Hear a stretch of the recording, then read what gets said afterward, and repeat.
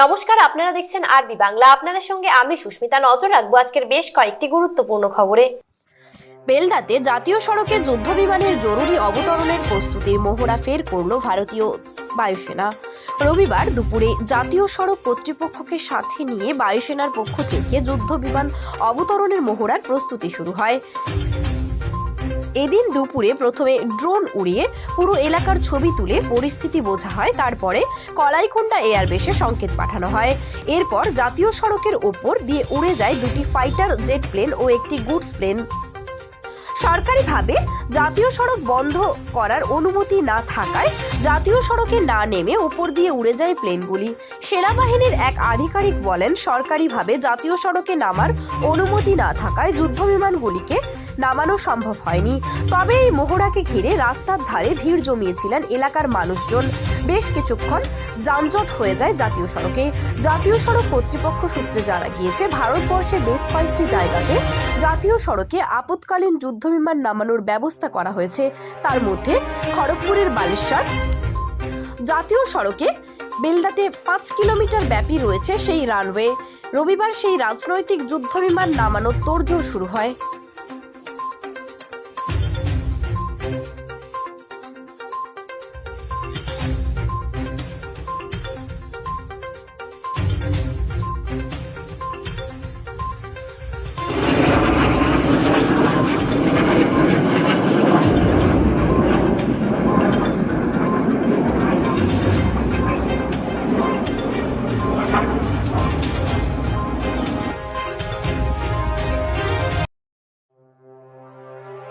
রোজা শেষে ইফতার পার্টিতে মিলিত হয়ে লোকসভার প্রচার সারলেন তৃণমূল প্রার্থী অভিনেত্রী জুন মালিয়া।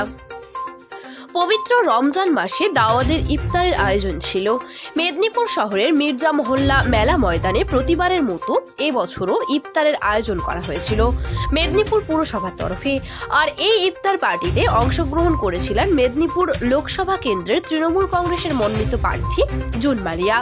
অভিনেত্রী তথা তৃণমূল কংগ্রেসের প্রার্থী জুন মালিয়ার পাশাপাশি উপস্থিত ছিলেন মেদিনীপুর পুরসভার chairman Soumen Khan, vice chairman Anima Saha, Sourav Basu, father Vincent Lobo, Moulina Azhar Ali, Swami Milanananda মহারাজ সহ অন্যান্য অতিথিবর্গরা। এদিন জুন মালিয়া বলেন, প্রতিবারের মতো এবারও আমরা এই সম্প্রীতি উৎসবের নিজেদের সামিল করেছি। কোনো ভোটের প্রচার নয়, সাম্প্রদায়িক সম্প্রীতি বহাল রাখতে প্রতিবারের মতো এবারেও এই ইফতারের আয়োজন করা হয়েছে। আমি ঈশ্বরের কাছে দোয়া করব সবাই যেন ভালো থাকেন এবং আপনারা যেভাবে আমাকে এত বছর ধরে সাহায্য করে এসেছেন এবারও সাহায্যের হাত বাড়িয়ে দিবেন, আমার পাশে থাকবেন। আমি এত বছর আপনাদের পাশে থেকেছি এবং পাশে থাকব। এদিন অন্যান্য মুসলিম ধর্মাবলম্বী মানুষদের সাথে ইফতার সারলেন উপস্থিত অতিথিবর্গরা। গুরুরা, তাদেরকে আমরা অনেক প্রণাম। উপস্থিত আছেন আমার মেদিনীপুর মিউনিসিপ্যালিটি চেয়ারম্যান সহ ভাইস চেয়ারম্যান সহ আমাদের সিআইসি মেম্বার কাউন্সিলর এবং কাউন্সিলর্স বৃন্দ সহ বিশিষ্ট জনেরা। এছাড়াও আপনারা যারা এখানে এসেছেন, আজকে যারা রোজা রেখেছিলেন তারা এখানে আজকে এসেছেন আমাদের ইফতারিতে, অনেক অনেক সালাম।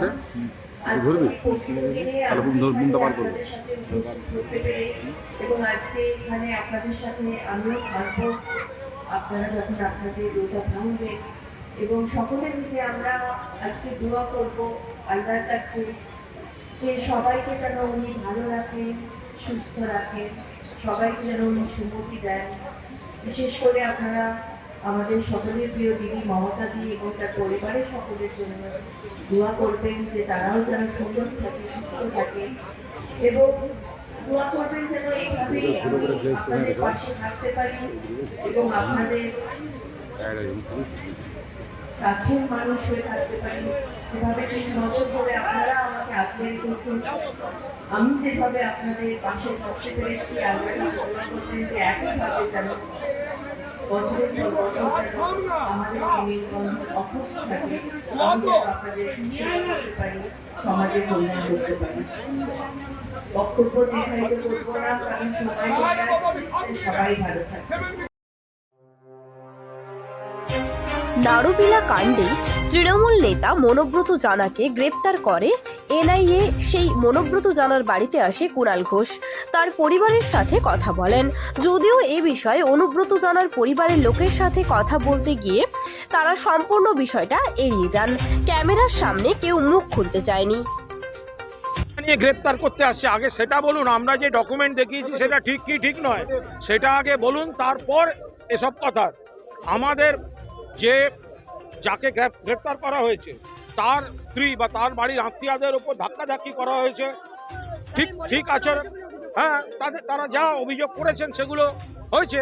এখন তাদের অফিসাররা যদি বিজেপির লিস্ট নিয়ে আসেন তো আগে সেটা থামান, আগে বলুন আমরা যে অভিযোগ করেছি সেটা নিয়ে তদন্তে তারা প্রস্তুত কিনা।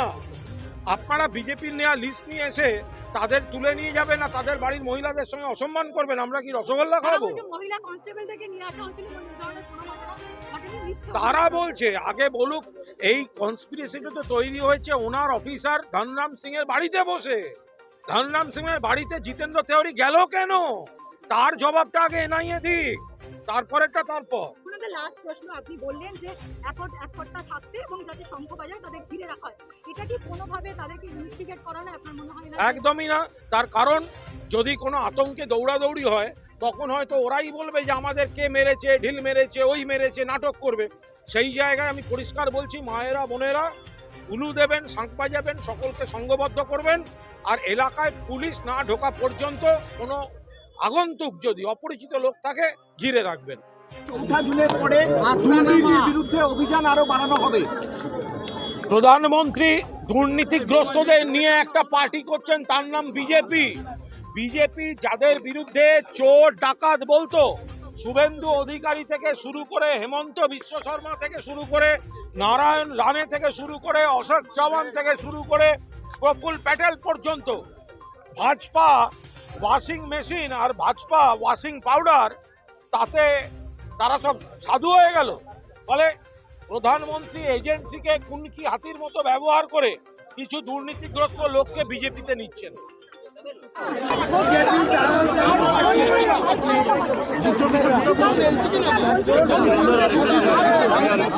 ওরা এজেন্সি দিয়ে ছাল ছাড়ানোর কথা বলে প্রমাণ করে দিচ্ছে এজেন্সিটা ওরাই চালাচ্ছে, আর এটাও প্রমাণ করে দিচ্ছে ওদের সঙ্গে জনগণ নেই। সুকান্ত বাবু রুচি ঠিক রাখুন, নইলে পাল্টা বলতে হয়। উনি বলছেন ভোটের আগে এজেন্সি দিয়ে ছাল ছাড়াবেন, আমরা বলছি ভোটে জনগণ বাক্সে, ভোটের বাক্সে গণতান্ত্রিক অধিকার দিয়ে ওনাদের ছাল তুলে দেন। এই সুকান্ত বাবুকে দিলীপ ঘোষ বলদ বলেছে, বলদ, ওটা একটা গরু না। না, এটা শুনুন, দিলীপ ঘোষ বলেছে জোড়া বলদ হচ্ছে শুভেন্দু আর সুকান্ত। যান আগে গিয়ে জিজ্ঞেস করুন দিলীপ ঘোষ বলেছে শুভেন্দু আর সুকান্ত বলদ, সুকান্ত আগে তার উত্তর দিন। এনআইএ নিয়ে তৃণমূল যে আপত্তিজনক মন্তব্য করেছে, আগামী 7 দিনের মধ্যে প্রত্যাহার না করলে আইনি পথে হারবেন বলে জানিয়েছেন জিতেন্দ্র তেওয়ারি। 7 দিন নয়, আমি বলছি আগামী কালই উনি আইনের পথে যান, আগামী কাল। আমি জিতেন্দ্র তেওয়ারিকে বলছি তৃণমূল 7 দিনের সময় চায় না। আপনাদের যদি ক্ষমতা থাকে, পার্টি আজকে যে ডকুমেন্ট দিয়েছে, অভিষেক যে ডকুমেন্ট দিয়েছে, চন্দ্রিমা ভট্টাচার্য আর আমরা যারা সাংবাদিক বৈঠকে ডকুমেন্ট দিয়েছি, যদি ক্ষমতা থাকে আগামী কাল আমাদের বিরুদ্ধে কোর্টে যান, কোর্টে বুঝবো যে কোন ডকুমেন্ট ঠিক আর কোন ডকুমেন্ট ভুল। এসব ফাঁকা আওয়াজ আমাদের দেখাবেন। তাদের দিয়ে সংশ্লিষ্ট আধিকারিকদের বিরুদ্ধে স্থিরতাহানির অভিযোগ করুন, পুলিশ যদি কোনো কারণে তদন্তে বাড়িতে যায়। এই কথাটা যদি আমরা আমাদের সমর্থক মহিলাদের বলি যে এজেন্সি যখন কোনো কারণে যাবে, এই একই দাওয়াই যদি দিই তখন তো ওনারা লাগাবেন।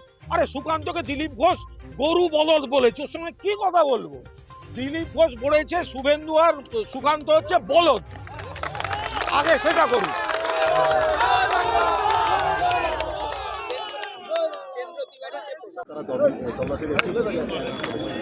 আদালতের ভিত্তিতে তদন্ত হতে পারে, সেটাও আদালত ঠিক বলেছেন না ভুল বলেছেন, আমরা আদালতের কাছেই বিচার চাইব।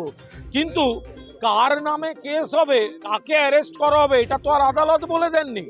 ফলে আদালতকে ঢাল ব্যবহার করে রাজনৈতিক শত্রুদের নাম মামলার কেসে ঢুকিয়ে দিয়ে এজেন্সিকে দিয়ে তাদের অ্যারেস্ট করাচ্ছে।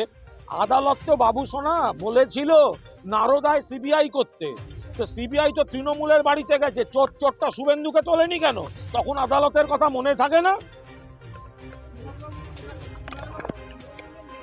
সংবাদ এখন এ পর্যন্তই। দেখতে থাকুন আরবি বাংলা, খবর যেখানে হাতের মুঠোয়।